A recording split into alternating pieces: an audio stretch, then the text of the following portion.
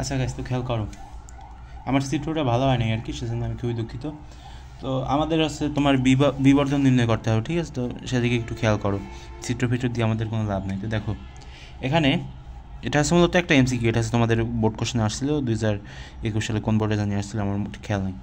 দেখো এখানে এই যে এম প্রাইম, এটা হচ্ছে আমার কি একটা দর্পণ, ঠিক আছে, অবতল দর্পণ। এখানে এই একটা বস্তু আছে, এ নামের একটা বস্তু।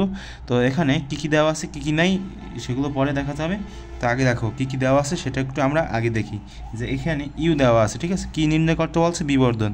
বিবর্ধনের সূত্র তোমরা সবাই জানো, ঠিক আছে, বিবর্ধনের সূত্র দিয়ে আমরা এই ম্যাথটা করবো। তো দেখো এখানে আগে কী দেওয়া আছে? ইউ দেওয়া আছে। ইউ সমান সমান কত বলো তো? দেখো এখানে ইউ হচ্ছে তোমার, এটা কি লেখা বলো তো? 8 সেন্টিমিটার লেখা। ইউ হচ্ছে তোমার 8 সেন্টিমিটার লিখলাম। এরপরে এখানে তোমার এই যে ফোকাস যে দূরত্ব সেটা দেওয়া আছে, এফ সমান সমান কি? এখানে তোমরা হয়তো এখন মনে করতে পারো যে ভাই এফটা কীভাবে নির্ণয় করবেন। এফটা হচ্ছে এই যে এফসি দেওয়া আছে না, এফসি থেকেই এই যে পিএফ অর্থাৎ ফোকাস যে দূরত্ব সেটা বের করা যাবে। অর্থাৎ আমরা এখানে লিখতে পারি কি বলো তো? এফসি।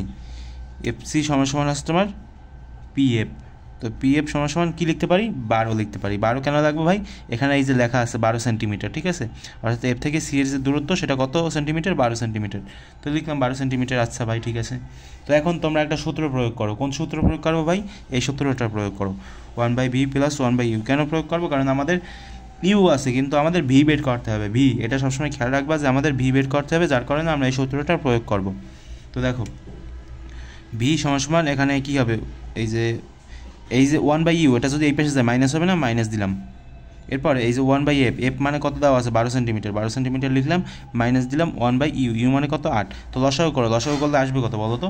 লসাগু করলে তোমার যেটা আসবে সেটা হচ্ছে, আচ্ছা তোমরা চাইলে এই চিত্রটা মানে স্ক্রিনশট দিয়ে রাখতে পারো বা হচ্ছে তোমাদের খাতায় উঠিয়ে রাখতে পারো, তোমাদের ইচ্ছা, ঠিক আছে? তো দেখো এখন তোমরা যদি এগুলো লসাগু করো, তাহলে লসাগু করলে যেটা আসবে সেটা হচ্ছে তোমার 24, ঠিক আছে? তো 24 আসলে ভালো কথা, তোমরা নিজেরা খাতায় করে দেখতে পারো, আমার কথা যদি বিশ্বাস না হয়। তো 12 24-এর মধ্যে কতবার যায়? 2বার যায়। তো দেখো আমি এখানে 2 লিখলাম, -8 কতবার যায়? 3বার যায়, ঠিক আছে, 3 × 8 = 24। তো এখানে 3 দিলাম। এখন কি করবা? এখন হচ্ছে তোমাদের ক্যালকুলেশন করতে হবে, ক্যালকুলেশন, জাস্ট সিম্পল ক্যালকুলেশন, এখানে জটিল কিছুই নেই, খুবই সহজ। তো দেখো এখন কি করতে পারি আমরা? এখানে হবে তোমার -1, এখানে হবে 24। তো আমরা এখন লিখতে পারি ভি সমান সমান কত লিখতে পারি ভাই? 24 লিখতে পারি।